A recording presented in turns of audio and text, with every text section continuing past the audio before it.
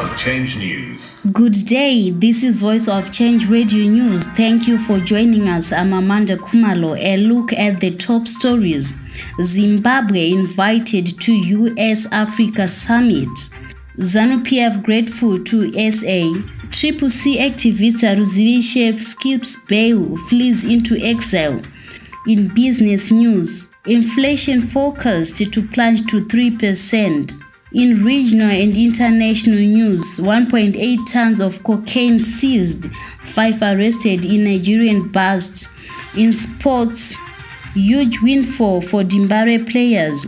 The news in detail. The United States has invited Zimbabwe to the next US Africa Summit set for December, a sign that relations between the US and Zimbabwe are gradually mending and that President Mnangagwa's re-engagement drive is being received positively by President Joe Biden's administration. The long fragmented relations between the US and Zimbabwe are mending, though slowly, and the invitation is a sign that the US administration is willing to give discussions a chance to restore normality. Government has offered a 25% pay increment to civil servants in United States dollar terms, which will result in state employees getting $200 effectively this month. Civil servants are paid both in local currency and foreign currency to cushion them from the unstable economic environment. The new salary terms was tabled yesterday during a National Joint Negotiating Council (NGNC) meeting between employees and government negotiators. ZANU-PF has praised the South African President Cyril Ramaphosa for taking the issue of illegal sanctions imposed against Zimbabwe directly to White House when he told the United States President Joe Biden that the embargo was adversely affecting the economies of the entire SADC region. President Ramaphosa told President Joe Biden that illegal sanctions had weakened the country's economy and have had a negative spillover impact on the region. President Ramaphosa, who was on a state visit to the United States last week, said he raised the issue of sanctions against Zimbabwe during his meeting with President Biden. The US is holding on to the illegal sanctions they imposed on Zimbabwe, which have affected the country's progression under the leadership of President Mnangagwa. The South African president is on record that he told his US counterpart that the economic sanctions were not only affecting Zimbabwe but the entire SADC region. Addressing the media, ZANU-PF spokesperson Comrade Christopher Mchangwa thanked the neighbors for taking it upon themselves to call for the removal of sanctions.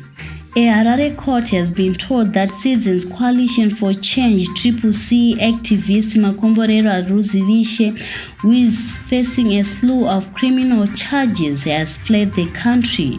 This was disclosed by prosecutor Moses Mapanga when Haruzivishe co-accused also CCC members Cecilia Chimbiri, Stanley Manyinga and Lovejoy Chitengu appeared before Harare magistrate Dennis Mangosi for a matter they are facing charges of breaching COVID-19 regulations.